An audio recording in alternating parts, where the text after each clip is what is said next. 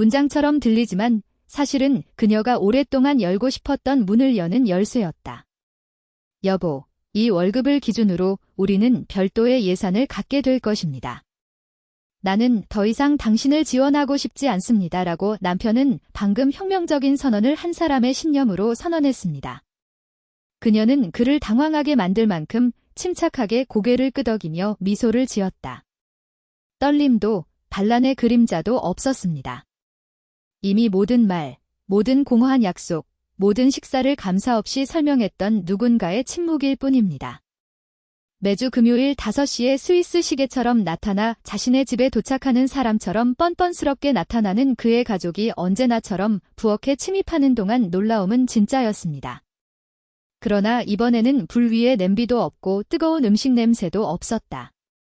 이제는 수저 소리의 쿠션이나 마음껏 봉사하는 사람들의 만족스러운 웅성거림이 없이 그들 자신의 목소리의 메아리만 들릴 뿐입니다. 루드밀러는 계산하는 방법을 알고 있었습니다. 돈뿐만 아니라 그 점에서 그녀는 무적이었지만 다른 사람들의 기대의 무게, 자신의 시간 비용, 그녀만이 희생한 결혼의 잔인한 수학도 마찬가지였습니다. 그녀는 공기에서 여전히 톱밥과 용재 냄새가 나는 도시 외곽의 작은 작업장에서 일했습니다. 남편 빅토르는 나는 남자이고 공급자입니다. 라는 주문을 반복했습니다. 듣기에는 좋은 말이었지만 시간이 지나면서 월말 임금 인상 약속만큼 공허한 말임이 드러났습니다. 차이점은 그녀의 계정이 폐쇄되었다는 것입니다. 그 일, 아니. 일상은 예측 가능했습니다. 매주 금요일 시간에 맞춰 시어머니 갈리나 이바노브나와 시누이 타마라가 집이 셀프 서비스 레스토랑인 것처럼 나타났습니다. 잠시만요, 시어머니가 가방을 의자 위에 올려놓으며 말했습니다. 이 잠깐근 새벽까지 지속되었고 팬을 비우고 냉장고에 연민의 부스러기들만 남았습니다. 레몬 반 개, 겨자 한 냄비. 루드밀러는 남성 업계에 대한 격렬한 연설에도 불구하고 이미 자신의 급여가 그의 급여보다 빨리 녹는 것을 보는데 익숙해졌습니다. 그날 밤 저녁 식사 중에 방아쇠가 왔습니다. 식탁은 푸짐했습니다.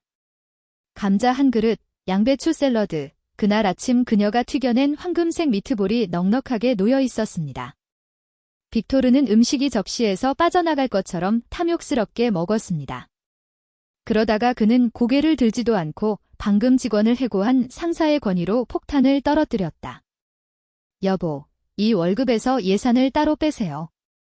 더 이상 당신의 비용을 지불하고 싶지 않습니다. 그는 마치 한마디로 암을 고친 듯 안도한 표정으로 의자에 편안히 앉았다.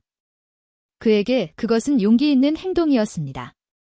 그녀에게는 오랫동안 적자로 운영되어 온 결혼 진술서의 또 다른 대사입니다. 루드밀라는 그를 당황하게 만드는 평온한 표정으로 그를 바라보았다. 비명도, 눈물도, 그가 예상했던 극적인 장면도 없었습니다. 모든 조항을 읽은 후 계약서에 서명하는 사람처럼 무미건조한 나라서 비셔입니다. 좋습니다. 그는 방금 큰 협상을 마친 것처럼 만족스러운 표정으로 대답했습니다.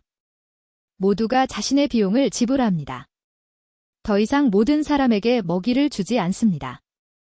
사실 저는 청구서가 따로 있습니다. 그녀는 어느 것이냐고 묻지 않았습니다. 나는 이미 알고 있었다. 남자들의 모임을 위한 소굴이었던 차고 기부하지 않는 것이 근본적인 죄인 친구들의 모임. 마치 새로운 것처럼 그가 반복하는 형편없는 변명.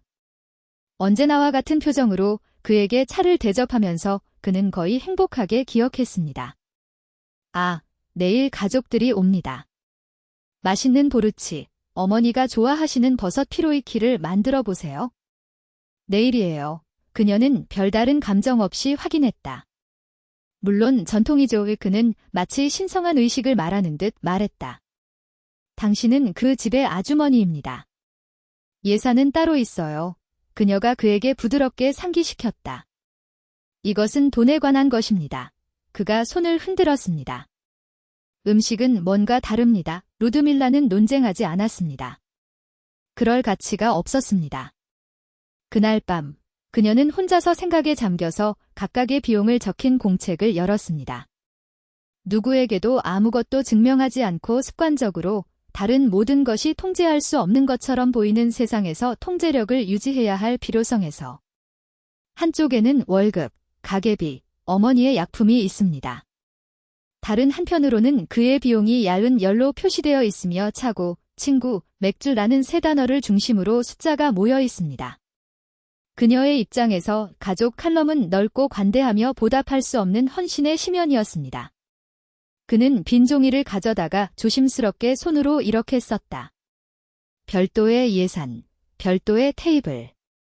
금요일 방문객, 초대한 사람들의 책임 후 그는 종이가 날아가지 않도록 종이 클립 상자에 종이를 보관했습니다. 그런 다음 그는 불을 껐습니다. 곧 떨어질 과일처럼 익은 결정이 이미 내려졌습니다. 싸움도 복수도 없을 것입니다. 끝없는 기부의 순환이 끝났습니다. 다음 날 아침, 평소와 다름없이 하루가 흘러갔다. 직장에서 그는 대출금을 마감하고 송장을 확인했습니다. 제작진은 미소를 지으며 그녀의 테이블 옆을 지나갔다. 루드밀라 페트로브나, 당신은 겉껍질이 없는 빵과 같습니다. 없어서는 안 될 존재입니다. 한 사람이 농담을 했습니다. 그녀는 미소를 지으며 그들 중 한 명은 진단서 서류 작업을 도와야 하고 다른 한 명은 아들의 타가소에 대한 명세서를 작성하는데 도움이 필요하다는 마음을 메모했습니다. 밤에 돌아오는 길에 그는 슈퍼마켓에 가서 3일 동안 필요한 만큼의 쌀, 닭 가슴살, 사과 2개, 버터 1개, 빵 1덩어리를 샀습니다. 그는 사탕 코너 앞에 멈춰 몇 초 동안 머뭇거리다가 작은 초콜릿 바를 집어들었습니다. 죄책감이 없습니다. 이건 사치야, 이건 이기심이야 라고 속삭이던 내면의 작은 목소리도 없이 말이죠. 이제는 자신을 위해 무언가를 사는 여자였습니다. 이를 위해 별도의 예산이 허용되었습니다. 집에서 그는 한 냄비의 수프를 요리했습니다. 한 냄비가 아닌 세 부분이었습니다. 병에 나누어 날짜를 표기하고 냉장고 상단 선반에 보관하세요. 그는 빅토르가 요청한 대로 파스타와 소시지 2개가 담긴 접시를 중간 선반에 남겨두었습니다. 그는 팬을 씻고 뚜껑을 말리고 오븐을 끄고 식탁보를 얼룩 없이 청소하기 쉬운 흰색 플라스틱 식탁보로 교체했습니다. 모든 것이 제자리에 있습니다. 모든 것이 통제됩니다. 토요일 오후 4시에 그는 차를 끓여 자신이 가장 좋아하는 컵을 들고 테이블에 앉았습니다. 기다렸다. 5시 5분에 그는 열쇠가 자물쇠에 걸리는 소리를 들었습니다. 빅토르가 무거운 발걸음과 행복한 목소리로 들어섰다. 정각 5시가 되자 초인종이 울렸다. 코트와 스카프를 두른 갈리나 이바노브나와 평소의 캐치프레이즈인 타마라, 잠깐만요. 아, 내 아들아, 시어머니는 환하게 웃으며 소리쳤습니다. 보히치가 얼마나 그리운지. 터메런은 계속해서 엄마, 비셔의 집에 가자. 거기에는 항상 진짜 음식이 있어요라고 말합니다. 들어오세요, 들어오세요. 빅토르가 신발을 벗으며 초대했습니다. 루드밀라는 이미 모든 것을 준비했습니다. 그들은 언제나처럼 뚜껑을 열고 냄새를 맡고 맛을 보고 양념을 비판할 준비가 되어 복도를 따라 곧장 부엌으로 향했습니다. 그러나 주방은 웅변적인 침묵으로 그들을 받아들였습니다. 스토브에 팬이 없습니다. 공기 중에 냄새가 없습니다. 설정된 테이블이 없습니다. 파스타와 소시지가 담긴 작은 접시에 접시가 덮여 있습니다. 그 옆에는 숟가락. 갈리나 이바노브나는 유리벽에 부딪힌 듯 멈춰섰다. 이게 뭔가요? 그는 헐떡이며 물었다. 비셔의 저녁 식사라고 루드밀러는 대답했고 언제나처럼 차분한 태도로 문 앞에 나타났습니다. 그는 파스타와 소시지를 좋아합니다. 나머지는 별도의 예산에 있습니다. 예산이 따로 있다는 게 무슨 말이에요? 시어머니를 폭발시켰다. 아주 간단해요. 루드밀라가 말투를 바꾸지 않고 설명했다. 돈은 따로, 밥은 따로. 초대하는 사람은 밥을 준다. 오늘 손님은 빅토르입니다. 그러면 빅토르가 봉사하게 해주세요. 타마라는 믿을 수 없다는 듯 목을 쭉 뻗었다. 즉, 요리를 안 했다는 거죠? 아무것도 안 했다고요? 아무것도 없습니다. 라고 루드밀러는 확인했습니다. 오늘은 쉬는 날이에요. 제가 직접 수프를 만들었어요. 3개 분량씩 냉장고에 넣어 라벨이 붙은 용기에 담아두었어요. 손대지 마세요. 예산 안에 있어요. 내려앉은 침묵은 시계의 똑딱거림조차 멈춘 듯 짙었다. 그거 새로운데요. 빅토르는 얼굴이 붉어지며 중얼거렸다. 엄마, 루드밀라가 어떤지 아세요? 하지만 우리는 항상 동의했어요. 우리는 별도의 예산에 동의했습니다라고 그녀는 말했습니다. 받아들였습니다. 이제 음식도 예산의 일부라는 것을 받아들이십시오. 손님을 맞이하려면 요리를 하십시오. 모르면 밥이 어디에 있는지 난로를 켜는 방법을 가르쳐 줄 것입니다. 간단한 국 요리법도 알려드릴 수 있습니다. 하지만 난 초대받았어. 갈리나 이바노브나가 항의했다. 일하러 온 게 아니라 방문하러 왔어요. 저도 평생 초대받았어요. 루드밀라가 침착하게 대답했습니다. 내가 쉬는 날이 없었다는 걸 아는 사람들에 의해. 오늘은 쉬는 날이야. 우리는 차를 마실 수 있다. 차는 당신에게 있습니까? 타마라가 신랄하게 물었다. 피로지키에는 그런 것이 없습니다. 타마라는 냉장고를 바라보다가 갑작스런 움직임으로 냉장고를 열었습니다. 그의 눈은 라벨이 붙은 병, 전날 구입한 작은 초콜릿바 위로 맴돌았습니다. 그는 입을 닫은 다음 문을 닫고 형을 마주했습니다. 그럼 우리는 안 먹나요? 슈퍼마켓은 아직 열려 있어요. 루드밀라가 말했다. 그곳에서는 모든 것을 판매합니다. 심지어 기성품도 판매합니다. 하지만 우리는 돈도 없이 떠났어요. 시어머니는 마치 새 시스템이 타신 듯 투덜댔습니다. 빅토르는 침을 삼켰다. 그의 얼굴은 창백했고 눈은 사라졌습니다. 처음으로 그는 계획이 없었습니다. 변명이 아닙니다. 쉬운 탈출구는 아닙니다. 잔치가 아닌 교훈을 위해 식탁이 차려졌습니다.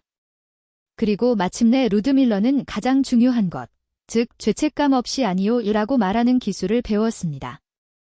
마치 불 위에 남아있는 냄비에서 나오는 수증기처럼 부엌안의 공기는 무거웠습니다.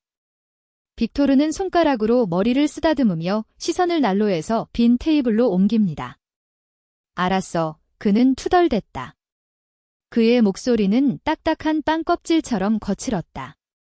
근처에 시장이 있어요. 엄마, 거기 계세요? 타마라, 나와 함께 가세요. 만두나 뭐 좀 사올 테니. 우리가 할게요. 세 사람은 큰 목소리로 당황함을 감출 수 있다는 듯 무엇을 살지, 어디가 가장 싼지 큰 소리로 토론하며 떠났다. 루드밀라는 부엌에 혼자 있었습니다. 그는 차를 마실 물을 끓여 테이블 위에 컵 3개를 놓고 앉았다. 그 안에 정막은 비어있는 것이 아니라 손님이 떠난 방처럼 새로 비워진 공간이었다. 20분 후 빅토르는 움직임에 따라 삐걱거리는 비닐봉지 2개를 가지고 돌아왔습니다. 탁자 위에는 냉동 만두 1봉지, 너무 단단해서 벽돌로도 쓸 수 있을 정도로 산업화된 빵 1덩어리, 달콤하고 값싼 탄산음료 1병, 브랜드를 알 수 없는 마요네즈 1병, 절인 오이 1병이 무너져 내렸습니다. 타마라는 일회용 접시 꾸러미를 마치 무언가의 증거인 것처럼 들고 있었습니다. 그럼 이제 요리만 하면 됩니다. 빅터는 평범한 느낌을 주려고 노력하며 말했습니다. 요리하세요. 루드밀라가 차를 마시다가 눈을 떼지 않은 채 대답했습니다. 시어머니는 하지만 우리는 늘. 입을 열었다가 며느리와 시선이 마주치자 다물었다. 그 모습은 힘든 모습도 아니었고 도전적인 모습도 아니었습니다. 분명했습니다. 투명한 유리잔에 담긴 물처럼. 물이 끓었다. 그들은 작업 속도를 높이기 위해 만두를 한꺼번에 팬에 던졌습니다. 서로 붙어서 반쯤 떨어져서 국물이 헹굼물처럼 흐려졌습니다. 루드밀러는 팬이 넘치지 않도록 팬을 불에서 살짝 떼어내고 차를 담았습니다. 그들은 조용히 식사를 했습니다. 빅토르는 물릴 때마다 혀를 대일 정도로 큰 소리로 불었습니다. 타마라는 마치 패스트푸드점의 케첩처럼 마요네즈를 접시에 직접 짜냈습니다. 시어머니는 자세를 유지하려고 노력했지만 더 이상 아무도 믿지 않는 의식을 치르는 듯 수저가 텅 빈 소리를 내며 일회용 접시를 두드렸다.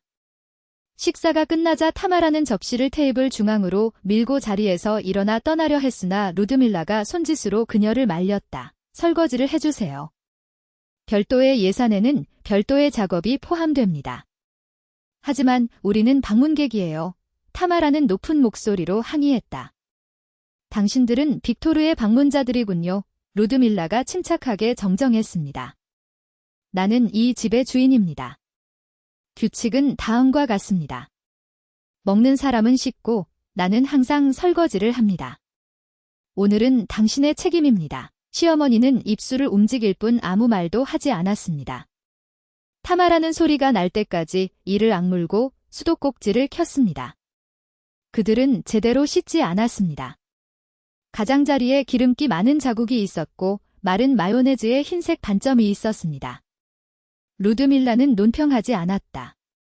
그는 깨끗한 수건을 가져다가 그들이 떠날 때 조용히 모든 것을 씻었습니다.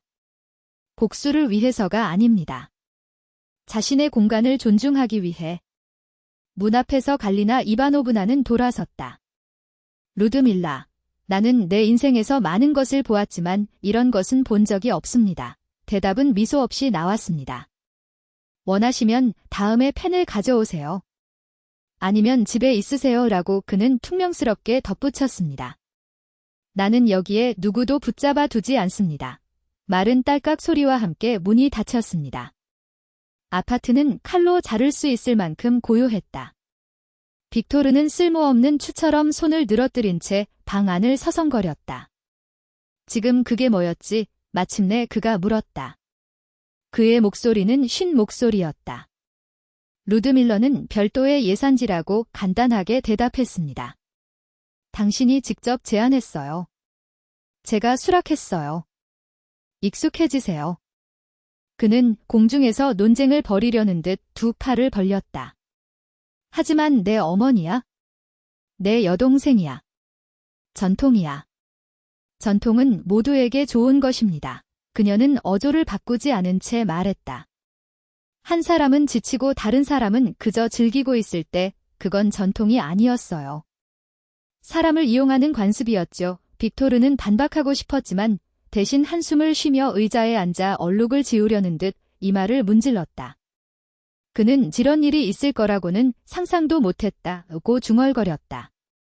정확히 그렇죠. 루드밀라도 동의했다. 생각해본 적도 없어. 그때부터 빅터는 사물의 실제 비용을 이해하기 시작했습니다. 음식의 가격뿐만 아니라 요리 하나하나의 무게, 간단한 육수를 만드는 데 걸린 시간까지. 그는 맥주와 함께 먹을 값비싼 간식을 사는 것을 중단했습니다. 그 돈으로 그는 제대로 식사를 할 수 있었습니다. 터메런은 예고도 없이 나타나지 않았고 때로는 그들을 자신의 집으로 초대하기도 했습니다. 오늘 우리는 블리니를 만들겠습니다. 오세요, 갈라져. 네, 별도로요. 걸리너 아이베노브너조차도 부드러워지고 어떻게 도와드릴까요? 라고 더 자주 묻기 시작했습니다. 무엇을 준비했어요? 대신 그리고 몇 년 만에 처음으로 루드밀러는 그녀로부터 여기에 와주셔서 감사합니다 라는 말을 들었습니다. 강요된 것도 아니고 사탕으로 코팅한 것도 아니고 마침내 본 누군가의 적나라한 진실이었습니다. 어느 날 밤, 빅토르는 주머니에서 보석 같은 광택도 없이 단순한 카드만 담긴 작은 상자를 꺼냈습니다. 내부에는 새로운 칼 세트가 있습니다. 날카로운, 좋은, 주방. 그것은 당신을 위한 것입니다. 그는 마치 말이 금속보다 더 무겁다는 듯 서투르게 말했다. 내가 그 둔기로 모든 걸 자르는 걸 봤어. 루드밀러는 칼날 위로 손가락을 대며 강철이 종이 위로 쉽게 미끄러지는 것을 느꼈습니다. 고마워요, 그가 대답했다. 유용한 선물이군요. 그리고 나서 그는 머뭇거렸습니다. 내 생각에는 아마도 우리가 다시 공동 예산을 갖게 될 것입니다. 하지만 이전과는 다릅니다. 명확한 규칙이 있으면 모든 사람이 모든 일이 어떻게 진행되는지 볼 수 있습니다. 그리고 무료 손님 없이는 합의에 의해서만 가능합니다. 그녀는 몇 달 만에 처음으로 미소를 지었고 그 미소가 눈에 닿았습니다. 이 예산이 정중하게 이루어지면 우리는 돌아갈 수 있습니다. 그리고 지탱이라는 단어가 우리 대화에서 영원히 사라진다면 그는 고개를 끄덕였다. 이해합니다. 누구도 지원하지 않습니다. 모두가 집에서 자신의 역할을 지원합니다. 그들은 간단한 목록을 만들었습니다. 공통 비용, 개인 비용, 공통적으로 청구서, 필수품, 수리비입니다. 개인적인 문제에서는 누구도 공유하도록 강요받지 않은 변덕입니다. 일주일에 한 번, 그들은 차, 펜, 종이를 들고 테이블에 앉아 누가 무엇을 샀는지, 무엇이 아직 없는지 적었습니다. 그것은 통제가 아니었습니다. 대화였습니다. 시간이 지나면서 게임도 바뀌었습니다. 터메런은 전화로 더 이상 밥 먹겠습니다라고 말하지 않고 들러도 될까요? 샐러드 가져올게요 라고 말했습니다. 갈리나 이바노브나는 마치 검사관인 것처럼 냉장고 수색을 중단했습니다. 빅터는 국물에서 거품을 직접 제거하기 시작했으며 차고의 겨울밤보다 이것을 더 자랑스럽게 생각했습니다. 그리고 루드밀러는 처음으로 그녀의 침묵의 회개가 스프레드시트에만 국한되지 않고 마음속에도 자리 잡고 있음을 느꼈습니다. 어느 날 밤, 찻주전자가 부드럽게 지글지글 끓을 때 빅토르는 탁자를 바라보다가 갑자기 이렇게 말했습니다. 저는 항상 힘이란 주먹으로 탁자를 두드리는 것이라고 생각했습니다. 하지만 강인함은 빈 냄비를 내려놓고 버티는 것임을 깨달았습니다. 루드밀러는 힘은 한계를 설정하고 있습니다. 그리고 반란의 첫 번째 외침에도 그 한계에서 물러나지 않습니다. 라고 정정했습니다. 고마워요. 그는 중얼거렸다. 넣어주셔서요. 저 혼자서는 생각해 본 적이 없어요. 그녀는 나도 감사하다고 답했다. 듣기 위해서요. 때때로 루드밀러는 자신의 삶의 분노가 줄어들고 숨을 쉴 여지가 더 많다고 생각했습니다. 그녀 주변의 모든 사람들이 천사로 변했기 때문이 아니라 도움을 요청하지 않는 사람들을 구하고 배고프지 않은 사람들에게 먹이를 주는 것을 중단했기 때문입니다. 이것은 그에게 정말로 중요한 일, 즉 어머니에게 전화를 걸고 이웃의 청구서를 돕고 몇 달 동안 미뤄두었던 책을 읽는 일에 활력을 불어넣었습니다. 그날 밤 그는 컵을 치우다가 빅토르의 눈길을 사로잡았습니다. 그것은 보르시치나 미트볼에 대한 감사한 표정이 아니라 더 큰 것에 대한 표정이었습니다. 이전에 다른 사람들의 요리가 울려 퍼지던 곳에 이제는 어떤 요리법보다 더 가치 있는 규칙이 있었습니다. 요리하는 사람과 쉬는 사람을 존중합니다. 그녀는 테이블을 닫고 불을 끄고 다음과 같이 생각했습니다. 때때로 습관을 먹이는 것을 중단하면 습관이 사라집니다. 사람들은 그대로 남아 있습니다. 그리고 그들은 자신의 것을 가져오기 시작합니다. 역사는 하루아침에 모두가 성인이 되는 동화가 되지 않았습니다. 그것은 생명이 되었습니다.